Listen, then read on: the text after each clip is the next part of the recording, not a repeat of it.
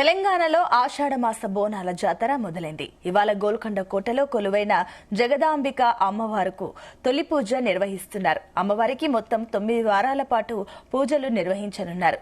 మొదటి పూజకు రాష్ట్ర ప్రభుత్వం తరపున మంత్రులు అమ్మవారికి పట్టు వస్త్రాలు సమర్పిస్తారు. రాష్ట్ర సాంస్కృతిక శాఖ వారు ప్రత్యేకంగా అలంకరించిన దేవతా విగ్రహాల వాహనాలతో ఊరేగింపు నిర్వహిస్తారు.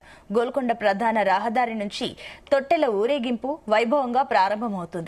కోటలోని జగదాంబిక, మహంకాళి అమ్మవార్ల దర్శనానికి మొదటి బోనం రోజున వేలాదిగా భక్తులు తరలివస్తున్నారు. వీరికి దారి పొడవునా దేవాదాయ శాఖ వారి స్వాగత వేదికను ఏర్పాట్లు చేశారు.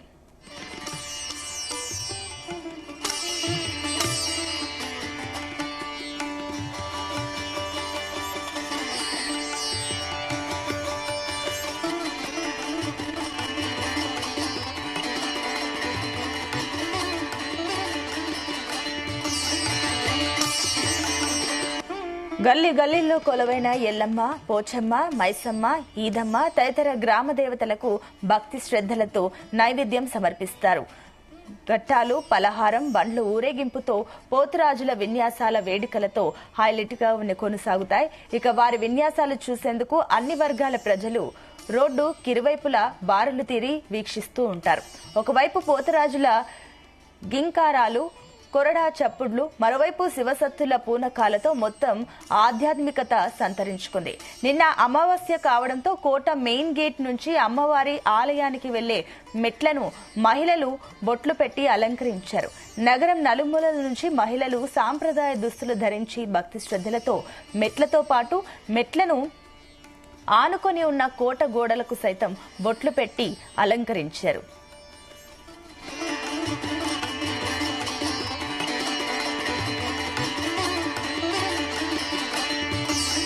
ఆషాఢమాస బోనాల నేపథ్యంలో సీఎం రేవంత్ రెడ్డి రాష్ట్ర ప్రజలకు శుభాకాంక్షలు తెలిపారు. తెలంగాణ సంస్కృతి సంప్రదాయాలకు ప్రతీకగా నిలిచే బోనాల పండుగను భక్తి శ్రద్దలతో జరుపుకోవాలని ఆకాంక్షించారు.